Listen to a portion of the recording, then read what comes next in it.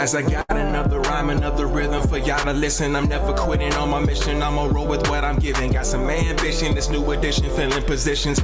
Looking at the void in myself and feeling what's missing. Better watch the way you going. Better go in the right direction. In the moment you stressing, but you gon' be counting blessings. And I know that for certain. Keep on working, open curtains. Haters swerving, cause they ain't ready for your final version. Whoa. I'm never gonna give up. Fall down, I just gotta get up, yeah. Cause this is my road. Let's camera action, I'm ready to go. You're listening to the Tom Ficklin Show on WNHH-LP 103.5 FM, your home for community radio. Good morning, everyone.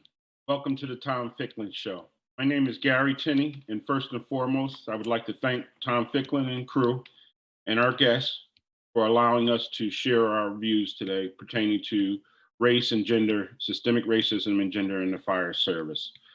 I would like to introduce our guests. Our guests consist of Carrie Edwards Clemens, President of the International Association of Black Professional Firefighters out of Flint, Michigan. Brenda Brooks, our Southeast Region Director of the International.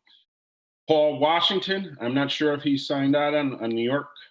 And Mr. James Rawlins, our elder and staunch supporter of our efforts as we work through our community to help our youth maneuver through their education and beyond.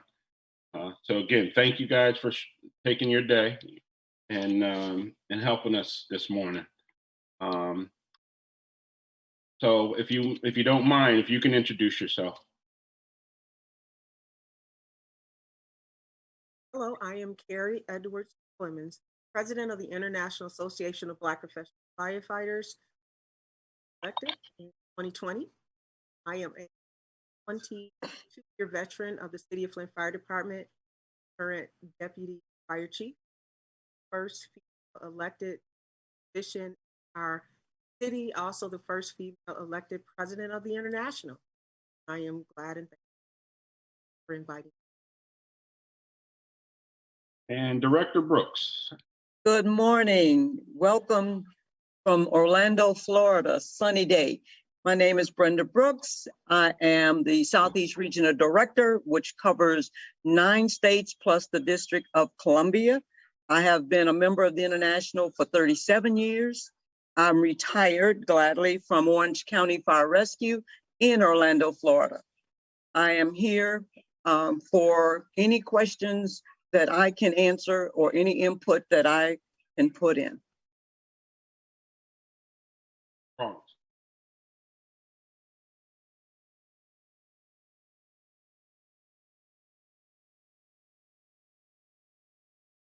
Jim Rawlings. Good morning. My name is James Rawlings.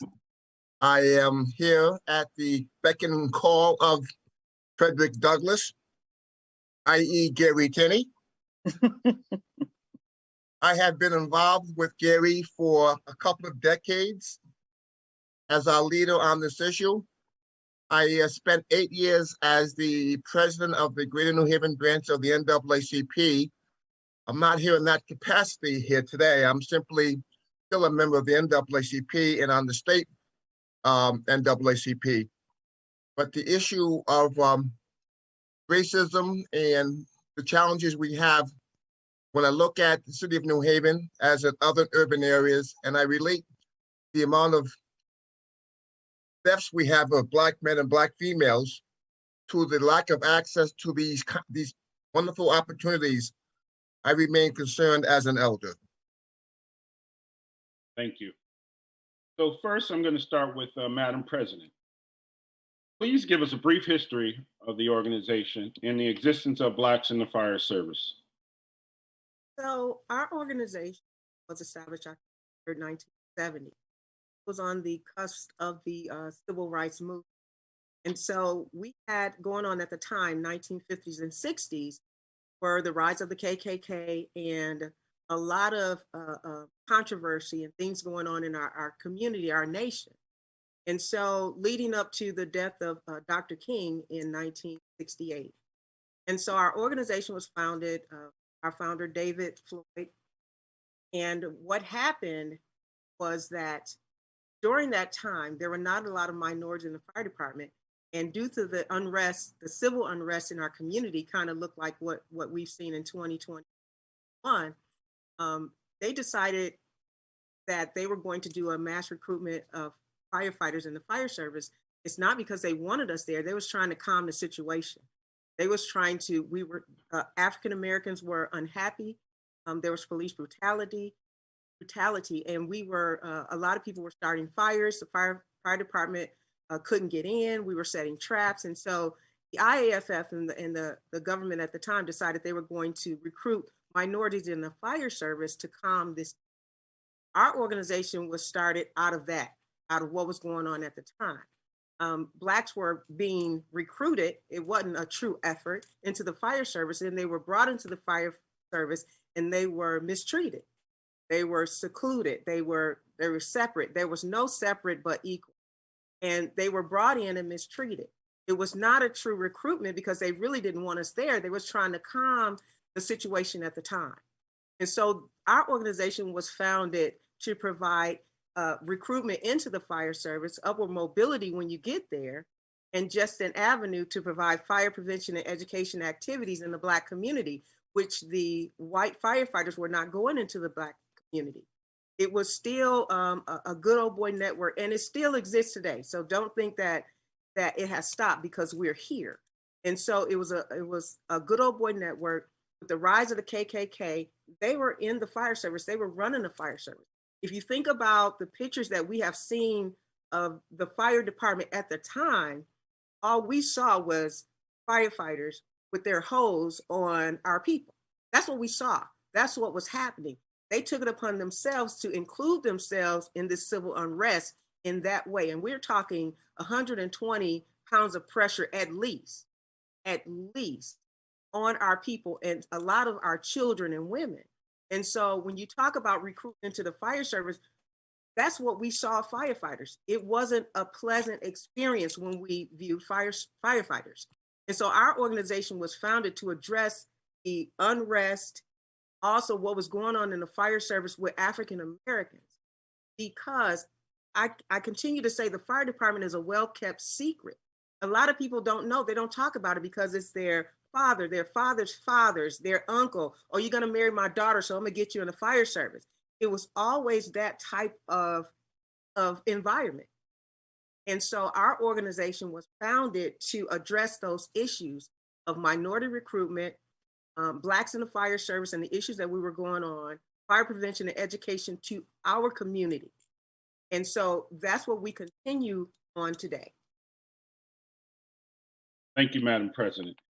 Just briefly, if you could speak a little bit about what the organization does pertaining to scholarships and community outreach and training and preparing our youth for these career paths.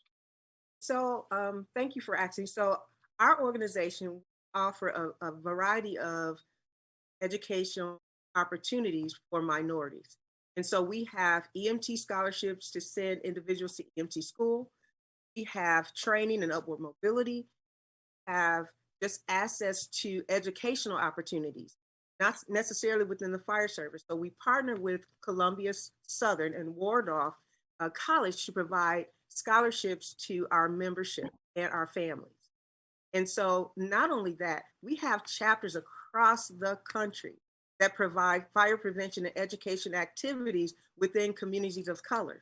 And so we have received grants to provide second story escape ladders, smoke alarms, carbon monoxide detectors, and we utilize our chapters to go into our communities and provide the fire safety equipment for free. And so we have a lot of things going on where we try to support our communities, because that's what our organization is all about, community service and providing those safety initiatives to help our communities. We have the chapters, I always say that they are our legs, they are our boots on the ground. We can affect change by having all these chapters on the ground, providing these opportunities for our communities. So not only education, but fire training and recruitment. Director Brooks, Please identify gender and race issues that you've faced throughout your career and issues pertaining to women as they continue to issues that they continue to face in the fire service. Thank you, Gary, for asking that. I was not actually a firefighter. I was the administrator that was putting out the fires in the field for our people. That's where I came in to the organization. I had no idea about the racism in the fire service until I became part of the administration. I'm from the era of the hose. I was born and raised in New Orleans, so I didn't actually have that part of it, but I had family members in Alabama, Mississippi, Georgia that was actually dealing with that. So when I came into the fire service, I was struck by the fact that the limited number of people that looked like me that was actually hired, and those that was hired, they were fearful. During that time, 35 years ago, they did a lot of in-house pranks, they called it. We call it harassment. And that was to try to intimidate them, to get them to leave. They left out a lot of information as far as education. And at one time I was in a meeting when they asked the question that did they lower the standards for African Americans and women? And I was struck by that because I put in the time to work with the state fire marshal's office and the state fire academy to increase it, because we had educated our members to get more education. In the Southeast region, we offer several upper mobility classes, assessment centers especially, so that they will be prepared to move in this direction. Gary, the problem we're facing now is that we're having very few females that's coming in the fire service. In the beginning, we were pretty good about recruiting, but for some reason now, they're not here. In Orange County, we had 37 Black females. We have 2 now, only 2. Now, from what I understand, they are recruiting, and they've asked me to come in, and I've actually assigned the local chapter here because I'm not going to do that. But I will say that we have a lot of work to do. Back in the 70s, 50 years ago, like President Clemens says, we were moving in a positive direction. Lawsuits were being filed. They were mandating that they be hired. Gary, right now, it's worse than it was then, because they've learned how to manipulate the system. They're hiring people that's going to last 20, 25 years in those positions and not move any further. So the fight is just not over. And I'm hoping the next generation will continue the fight, because as I see it right now, it's scary. We don't want it to look like it did in 1970. We need it to look more like the communities that we live in now. Thank you, Director Brooks. Madam President, I would like to speak specifically to, there's an issue that we continue to run into across the country, and that's retention, especially in the academies, especially pertaining to African-American women. It's something that I've seen over the years that has reared its ugly head and eliminated and ruined lives.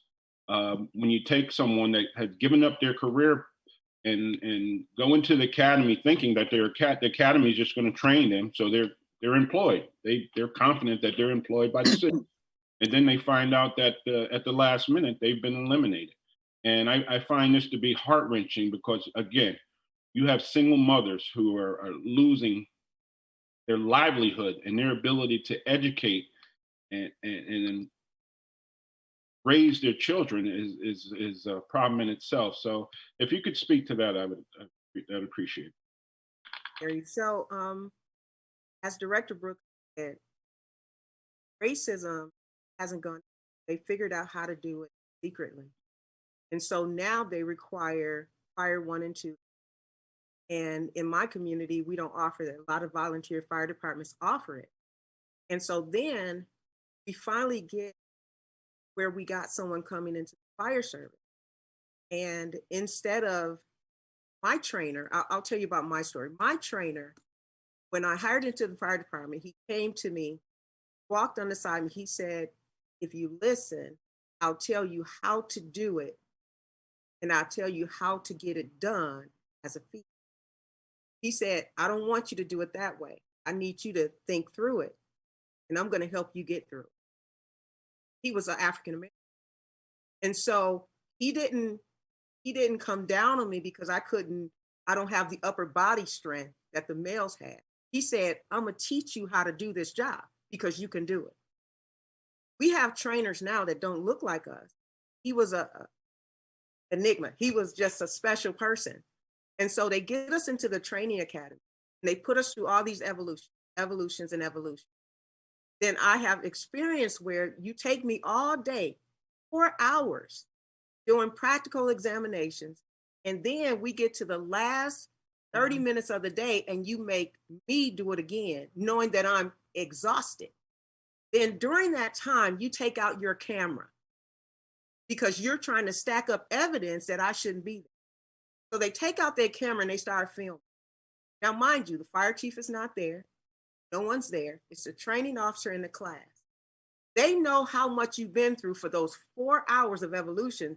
Now, all of a sudden, you got to do it again because your leg wasn't in the right place when you were working off the ladder.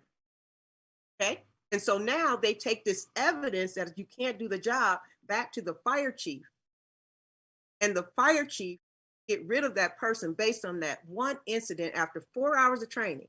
They waited until the females are exhausted. They'll wait until the last week of class to get you to mouth off. They will push you to the limit just so they can get that evidence. So they can take that evidence and report back to the chief to have you eliminated. They have to eliminate you before you get into the station, because once you get into the station, you're union protected up here. It was. You're union protected. So in order to eliminate you, they have to do it during the training academy. And that's what they do. But what you don't understand is that a lot of people, we give up everything. Okay, so because the academy is Monday through Friday, 8 to 6 or 8 to 5. So you can't have a second job. I was a teacher. And so you can't have a second job. You have to give up for that second month's everything. And so a lot of women come into the field, they're not 18 years of age out of high school. Most women that come into the fire service have at least one child that they're trying to take care of. And so we give all this up to come into training academy only to go 7 months to be eliminated. And the thing about it is, I keep telling our members and females, document, document, document. Because day one, when you come into the academy, they're documenting on what you do, your performance. You can do 1 million things right, and that one thing, they'll document and send it away. And that's what you'll be based on. It's one of those, it's systemic. We promote the ones that look like us. We help the ones that look like us, from buddy to boss. I've never had a buddy, so I don't understand what you're talking about. Okay, it's boss, and then the boss's friends. Not only that, a lot of people don't talk about it, but I'm gonna talk about it. It's not just the white men that's eliminating. It's the African-American men in the fire service as well. So if we're gonna keep this real, let's keep it all the way real. Because when I came into the fire service, my Black brothers were the ones that didn't accept me. I expected it from the white. I didn't expect it from my brothers. And so me coming in, they had just begun to be accepted in 99 when I hired in. They had just begun to be part of the group, part of the crew, part of the IAFF and all this. So when I came in, I was a triple negative. I was a woman in a male-dominated profession. I was an African-American and I was a woman. So I got it on every end. And so if we talk about the good old boy network, a lot of people think about the good old white boy network. No, we got a Black one too. Okay, so we got a Black one too. So all I'm saying is that for the women, I need you to document, you can do this job. I've been here 22 years. So I am living proof that it can be done. You have that support through our organization. And I am very passionate about this. It can be done. We will fight for you. but you have to give us something. You have to document, and don't get comfortable. And my Black brothers out there, we need your support. I know I'm a female doing this job, and a lot of females that come in, they want to be men. I'm not trying to be no man. I'm not trying to be a man up in here. I'm trying to be a woman doing this job to provide for my children. I want my piece of the American pie. And this job has afforded me that. And I want others to have this opportunity as well. So, Madam President, as far as what has the career done for you and your family? What have you been able to do or accomplish because of your career? You know, when I just said I wanted my piece of the American pie, okay, I've owned homes, cars. Most importantly, I was able to send my children to college.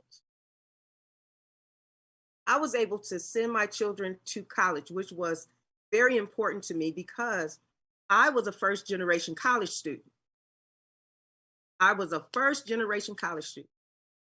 mom and dad did not graduate high school. She went back after all 6 of us started school to get her high school diploma. So I'm a first generation college student. This job, 24 on, 48 off, not only allowed me to finish my education, but it allowed me the time and the resources to further my education and get my master's degree. 24 on, 48 off, 9 days a month. You can do whatever you want to do, but you have to want to do it. Don't get in this job and a lot of us get into the job, and because I'm not the flavor of the month, because they're not messing with me, I'm not gonna say anything. Okay? They're not messing with me, they messing with my sister or my brother. Well, it's not me, so I'm gonna be quiet. They'll sit at the table and hear all of this and won't say anything. However, they'll buy into the fact that, hey, I need you to be a driver as opposed to an officer or a chief. They'll buy into that because they don't want the responsibility, because those guys were sent to get into your head to tell you that all we want you to do is on this level, don't go no further. When you start advancing, then that's when the issues start, the troubles start. Nobody wants to listen. No, make your money. This job it has to be one of the best opportunities and well-kept secret that ever existed. In my city, we're on our second recruitment. We have individuals saying that, hey, I'll make more at Taco Bell. No, you don't. Because you got to put in your benefit package. So you got medical, vision, and dental. You start earlier with no certification, high school diploma or GED, 18 years of age, and we sit you in a classroom for 7 months and give you everything you need. You, even after training, can leave and go somewhere else in the country and work. Except Florida and California, outside fires, we just don't do that.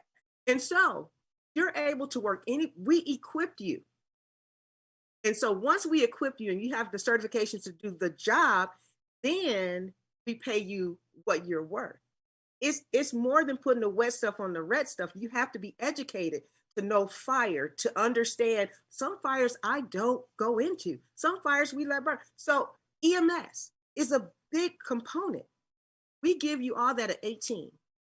And so our community has bought into the fact that McDonald's, Taco Bell, and all these places pay more with no benefits. Now I got people from 2 and 3 hour drives away coming in to get these jobs because they know what this job can afford. They know. But my community don't know. And so my struggle is trying to, hey, look at me. Okay, if your biggest thing is cars, hey, I got this Mustang and I got a chart. If that's your thing. If your thing is house, I got a couple of you. Come see. What do I have to do to get your attention? I've sent my kids to college. Okay? Isn't it about providing for your family? Isn't that what this is about? And so I'm saying this right here will afford you that piece of the pie, of the American pie, that dream of home ownership. McDonald's can't give you that. Taco Bell won't give you that. After a minute, you don't want to smell no more tacos or McDonald's fries. You just don't want to do it. And so this opportunity, you're trying to let young African Americans, men and women, know that this job is for you. Come on in. I will teach you how to do it. And if you have a training officer that won't teach you how to do it, oh, they're going to teach little Johnny over there. All I need you to do is listen. All I need you to think and figure out, now, how can I do this? And if that doesn't work, give me a call. Give some of the women in our organization a call. We'll tell you how we got through. Thank you, Madam President. I'm glad to see we had Brother Paul Washington out of FDNY. You talk about litigating and holding people accountable for their inactions and their actions. Brother Washington has been that person. Brother Washington, if you first and foremost, you introduce yourself. Hello, everybody. Glad to be here, listening to all of this inspirational talk and educational talk. I'm a captain in FDNY. I've got 33 years on the job. I was a former president of the Vulcan Society. We took on, when I became president, we took on a legal battle against the city, and we also used the media, and we used politicians. And the fourth thing we did was we ostracized the fire department from our events. We didn't invite them to anything. And through constantly doing those things, we were able to make some changes and get some more Blacks coming into the fire department in New York. Our numbers are improving now. Our numbers have been going up since 2013. The fire department was forced to stop hiring for about 3 or 4 years. They couldn't hire anybody until they came out with a new list, et cetera. And that was in 2013. So since 2013, our percentages and numbers have been going up. We're only at now 8 or 9%, but we were at 3%. Actually, a little less than 3% when we started. It's been a long, hard battle, but I listened to Ms. Brooks earlier, and what she said really rang true to me. Our numbers are increasing now. We're under the judges, but we're under the judges' supervision. When that judge leaves, I'm so afraid that things are going to go back to how they were. And the only way that won't happen is if this younger generation takes the baton and runs with it. And I'm not sure if that's going to happen or not. I'm not too encouraged, actually. And I can see us slipping back to 2 and 3% again. I can see it happen once the judge leaves the case, and that's kind of my biggest concern. And I can echo a lot of things that were already said, Madam President. A lot of things you said about brothers. Excuse me, our brothers not standing up when a sister comes into their firehouse, and things of that nature. It's like we're all going through the same struggle. Another question. Thank you, Brother Washington. As far as your litigation in the city of New York, if you hadn't litigated, where do you think the department, as far as percentage? I see that your percentages have gone up, but without that litigation and forcing their hand to do right by our communities, where do you think we would be? And how important is litigating? Litigating is very important, and we were at, like I said, less than 3%.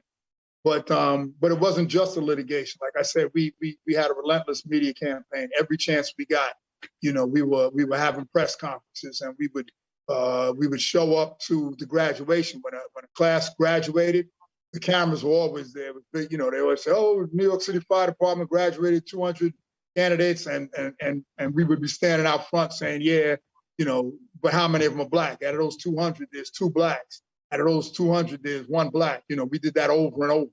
And we were able to we got it to everybody's attention that the New York City Fire Department was 3% Black. People knew that because we hammered that home. We hammered that message home.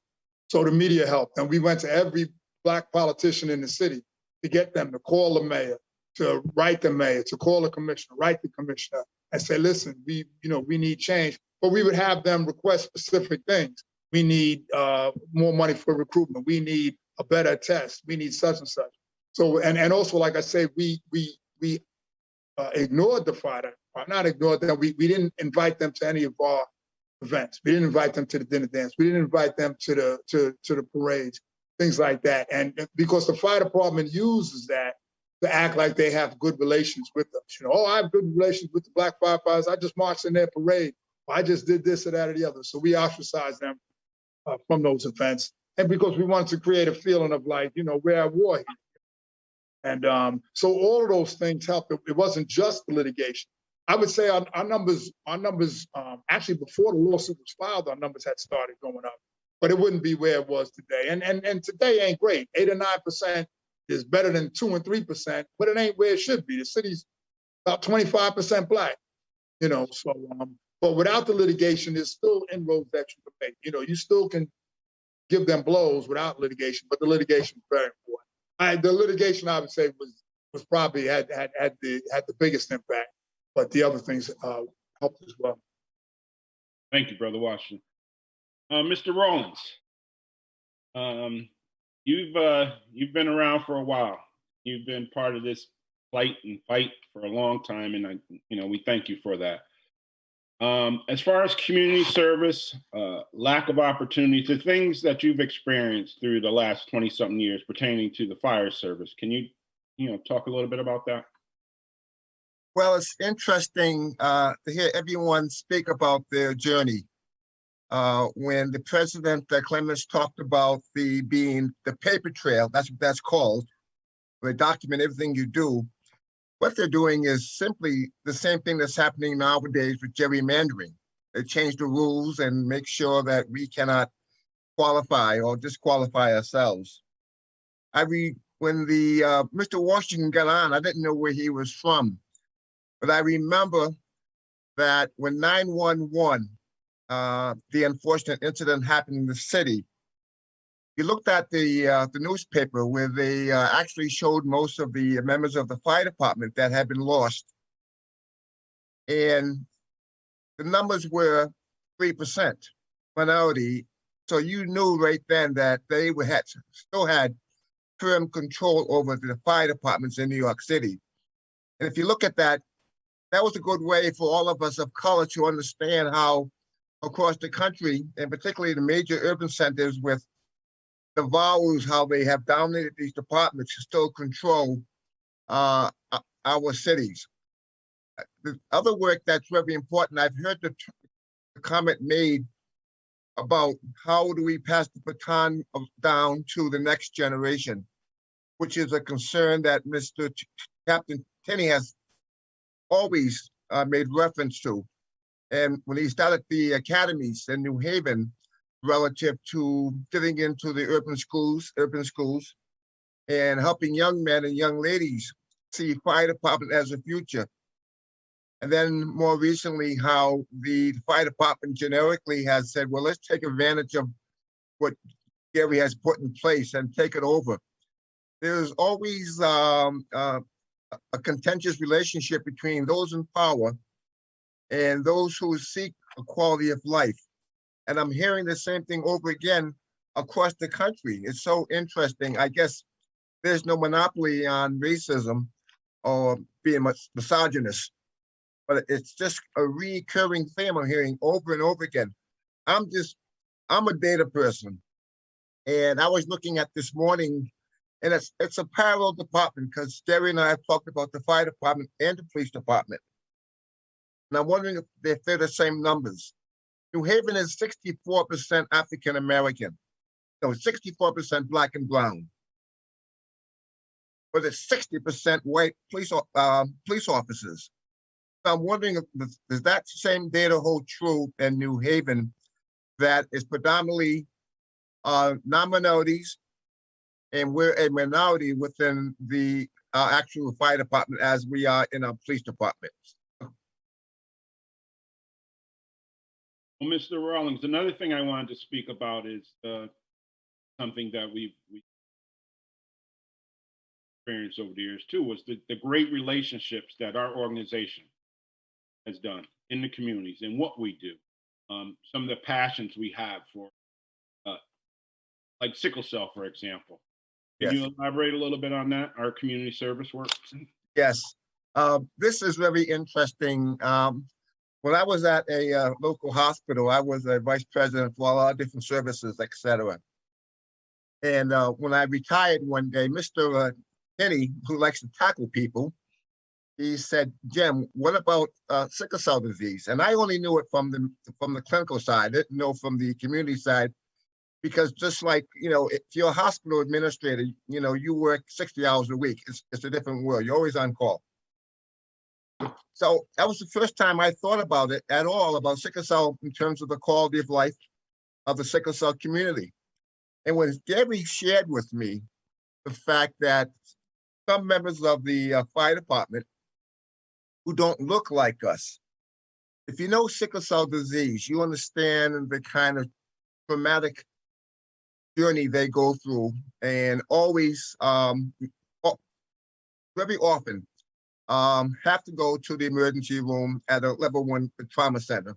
They're in crisis, full crisis. And you should know that also, that, and if you don't know this, that the most sickle cell clients and patients don't get past 40. You should know that they hate to go to the emergency room. But the point that Gary brought to me is many of these firemen who don't look like us don't even want to touch those patients. Us. And out of that came, I got involved with sickle cell disease from a community side, and I built the first sickle cell community center 2 years ago. But the backbone for our sickle cell program has always been the Firebirds. It's always been Gary Tinney and his team.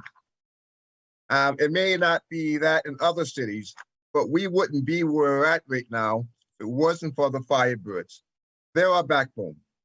And, and whenever we have any event or fundraising, we always make sure, they're always there, but we make sure that the community understands that it wasn't for the Firebirds, we wouldn't be where we stand right now with sickle cell disease, which is the only disease that we completely dominate. And that being said, again, when you talk about our organization nationally, these are the things we're doing locally. The Firebirds are a local chapter of our organization. But nationally, these are the programs, these are the things that we're part of. We play a major part of. Even though a lot of our initiatives aren't embraced, we continue to push our initiatives and to make sure that our community is taken care of.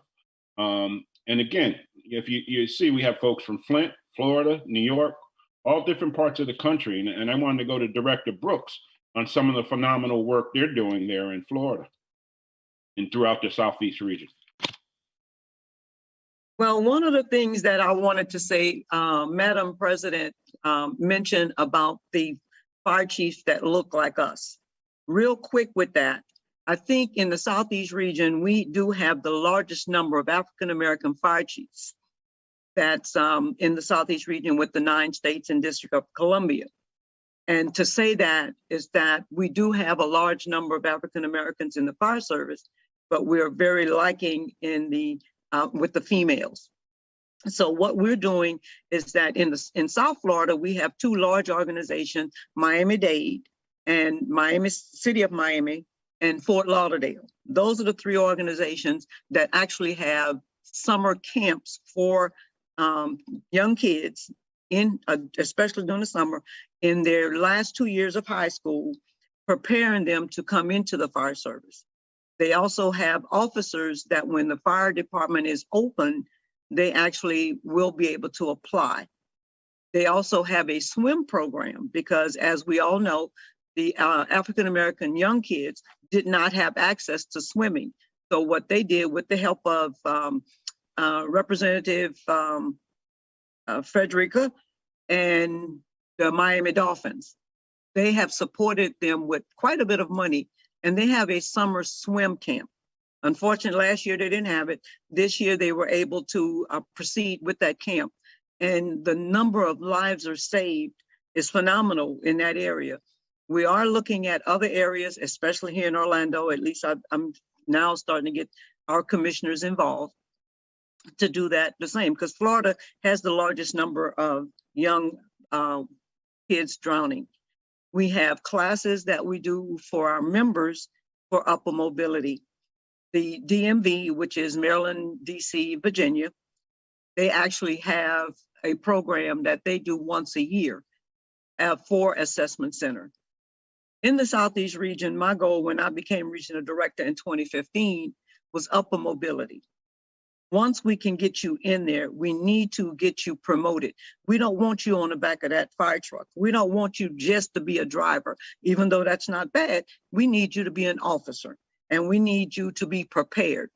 Now that we're preparing and that they're getting degrees, we have the largest number of African American with, like Madam President said, bachelor's degree, master's degree, because we're pushing that. Now they're changing the game. So now we're looking at a different scenario. They're actually having officers do special training that they've never had to do before. And fortunately and unfortunately, they're not doing well either with it. So that may even change. I guess they didn't think that through, especially if you're sitting there 400 pounds behind a desk. So we actually looking at several aspects of getting our people around those obstacles that they're now starting to change. When you have African American fire chief in a department who will knock down people that look like you, especially if they're more qualified than the white firefighters, that's a very sad case. And it really irritates me and to the point where usually I'm in the fire chief's face. We have over 165 fire chiefs that we know of. And I can count maybe 10 out of that. That's very productive, very dedicated, and will do the right thing. Is that not sad that we can use those numbers, especially in 1970? They wouldn't be in those positions if it wasn't for the International Association of Black Professional Firefighters. So now this is what we have to face. We're actually having to fight some of our own, which I don't have a problem with, Gary. Thank you, Director Brooks. We have approximately about 10 more minutes left. So that being said, Brother Washington, you had made a comment talking about brand. I'm finding that that's happening too. You got chiefs coming into departments and all the work that we've done in the community under the umbrella of our organization. It's being slowly, in some chapters, slowly taken away from them. Mm-hmm. And it's all the work that we put in, Mr. Rollins, that we put in over the years pertaining to our community outreach and under the umbrella of the Firebirds. Because under the umbrella of the Firebirds, a lot of times the department and the union, some of the union leadership didn't want no part of it. So we got used to doing things on our own. And we felt, like Madam President said, we knew if you embrace your community and you have great work ethic, they're going to back you. You can stand there and speak the truth and tell them what you don't like and what you like in the department. And when you go to bat with them, you'll have your community. You got to stand by your community, and you got to be proud of your brand. You got to be proud of our logo and what we stand for across this country. Don't let folks shame you into thinking that just because we're an African-American, Black and brown organization, that we're angry and we're against everything. No, our priorities are pretty straightforward. And they're community, community, community. An opportunity for the folks in our community to end up in the fire service. Remember, we used to have factories across the country. All those factories are gone. And now these fire and police and correction, all these opportunities are the new factories in our community. And we have to make sure in our community that we implement programs in the high school, but we got to hold the leaders accountable. If you have a department or you have a city that's not embracing your efforts, then something's wrong. You got to call them out on it.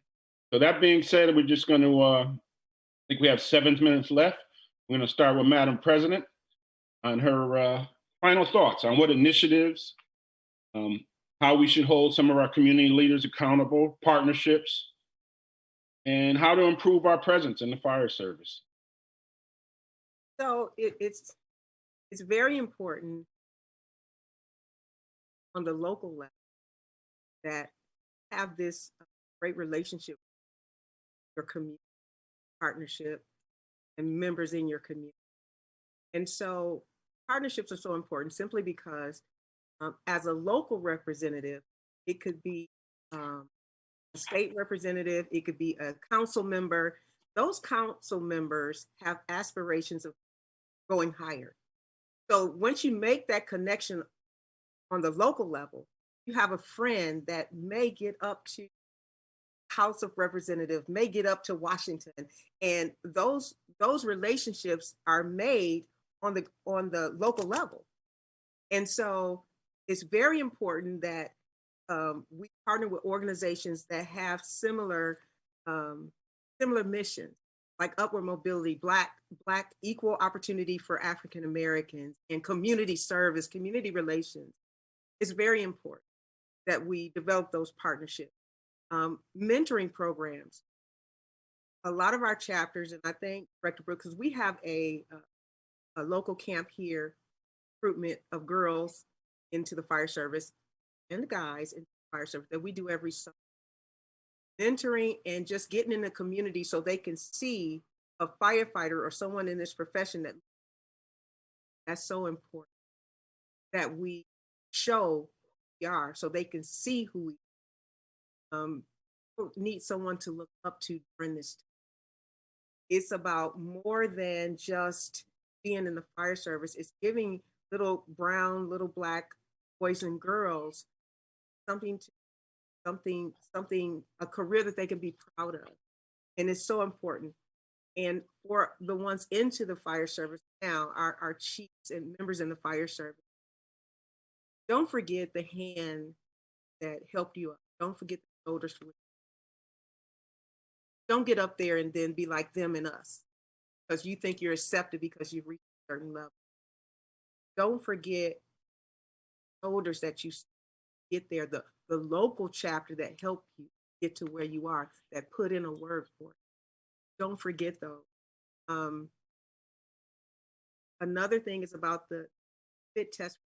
Now they have, and Director Brooks hit on different requirements, more requirements, because they didn't know a secret. Black people go to college. We will get educated. We'll find a way to get those classes, and we're getting educated. So a lot of times when they hired in the fire service, it was the young white man. His dad was a firefighter. Had nothing to do with education.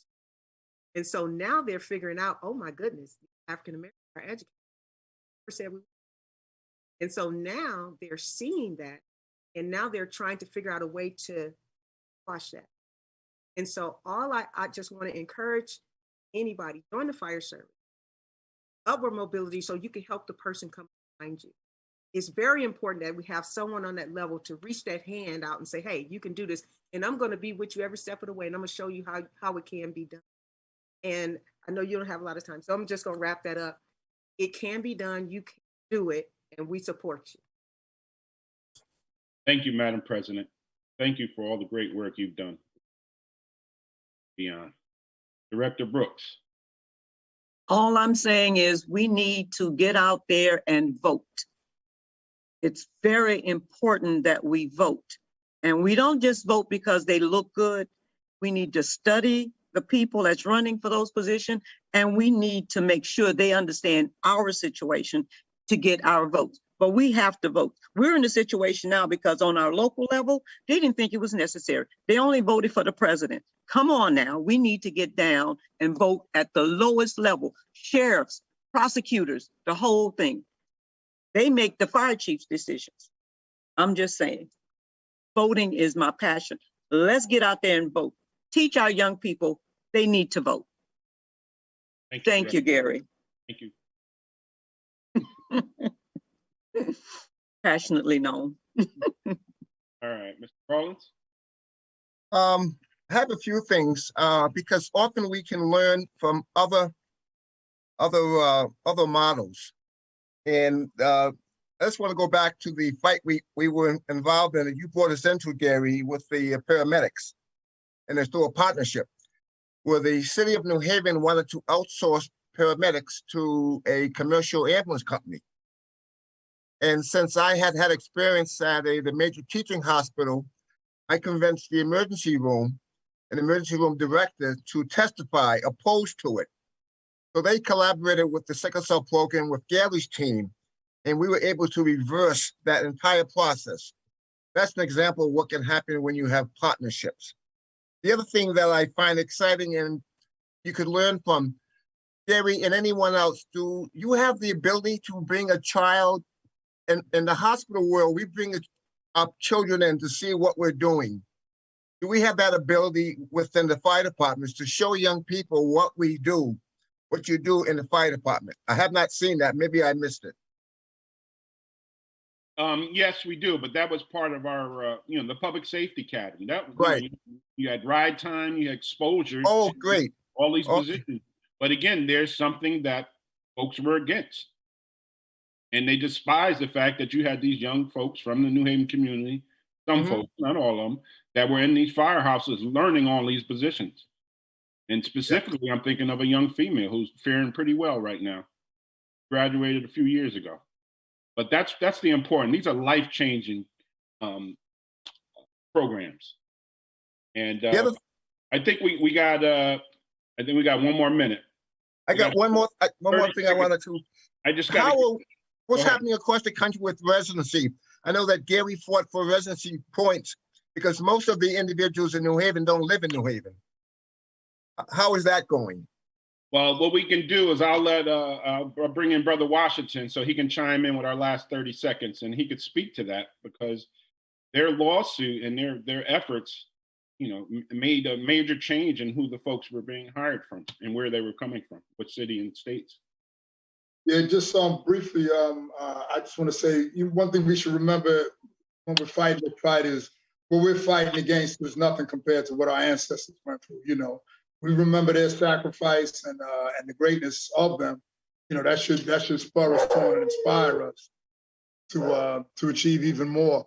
And with the residency, brother, maybe you can contact me directly because we've had a long fight in New York City, very intricate. Residency is it can be very useful, but there's a million ways that they have of getting around it. And I think we've come up with some pretty creative ways to keeping it, to making the residency legitimate, where people from outside the city can't get those 5 points. Okay. Thank you. I'd like to thank all our guests. Thank you, Gary. Thank you, Gary. Everybody, remember to put pressure on your community leaders to hire. Thank you. That would be you, Gary. Yeah. Thank you, everyone. Thank you. God bless. This is Harry Groves, and you're listening to WNHHLP 103.5 FM, New Haven. Give up, fall down, I just gotta get up, yeah. Cause this is my road, lights, camera, action, I'm ready to go. I'm never gonna give up, fall down, I just gotta get up, yeah.